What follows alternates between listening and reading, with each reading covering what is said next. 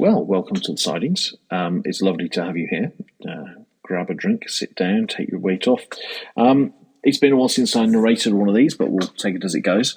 I am thinking of changing the name of this channel to Budget Model Railways. That's a pun based on budget model railways, which this is a response to. So, budget model railways are brilliant at putting together small layouts and large on a budget. I don't have a huge amount of money to spend on trains. So, they did a video only a week ago in which they put a 60 centimetre floating shelf in front of the viewer and said, these are cheap. They're ideal substrate to build a model railway on. What can you build on a 60 centimetre shelf? So I went down B&M. Lo and behold, here's a shelf. Look at that, £7. Couldn't say fairer, could you? And I'm going to build this. I also splurged £2.25 on some basic paint to give it an undercoat, so I've got something to work on. And off we went. I mean, you can see from this next photo, the paint was still drying while I was actually trying to figure out how much track you can fit, double O track you can fit into 60 centimetres, and the answer is not a lot. So we're getting to the point where I can now, if you look at how I've got it set up, I've got the electrics in on the one end to be able to power the models, but it's basically, I've got single lengths in two sidings. One of the things about the competition, the challenge, it's not a competition, one of the things about the challenge is it's got to have points. There's got to be some interest in terms of movement. So this is a shunting layout. It'll be able to take up to 2 vans on each spur, so basically 3 vans that can be shuffled around with a shunter, possibly 4 if I'm not fussy. And I need something that will go well over the points. That was a little bone of contention, but I'll come back to that in a moment. And the idea is to do it on a budget. So it's a £7 shelf, it's a £2 paint job. All the track I'm recycling out of bits and pieces from my own double O layout, which is currently being relayed and resorted. And the next thing to do was to find some underlay. But actually what I'm going to go with is roofing felt. It's great. It looks enough like ballast not to be a problem. I mean, nobody's going for real realism here for me. This is my first attempt ever at building something with scenery after I said I would never do it.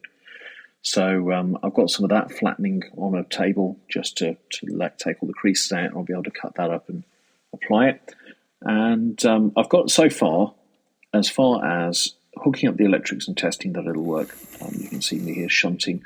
This lovely little 040 that I've got is built in the 80s, I think.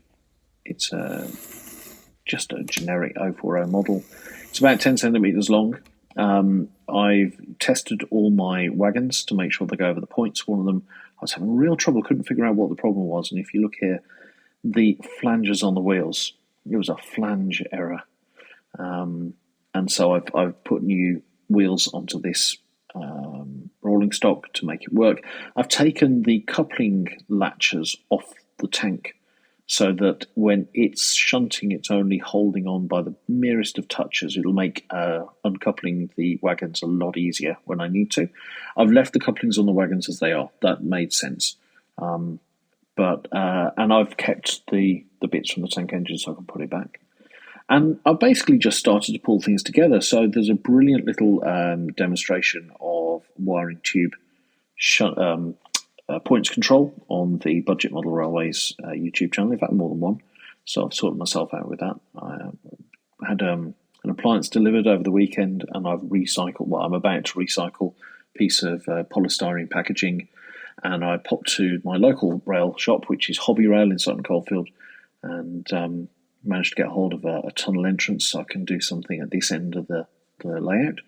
And as you can see, I've just started to mark out where bits and pieces are going to go on here. I've got some station modules from a set that I had as a child when I had my very first Thomas the Tank Engine. And I'm basically just going to start assembling this once the bits and pieces start getting kind of arrived and sorted. And I guess I'll keep you up to date with my progress. It's not going to take long to put together because it's a really simple project. But hopefully it'll be of some interest. So there you go. Don't know when I'll post again. Presumably once I've got a little bit of, landscape and something to report. Hurrah. Cheers. Take care.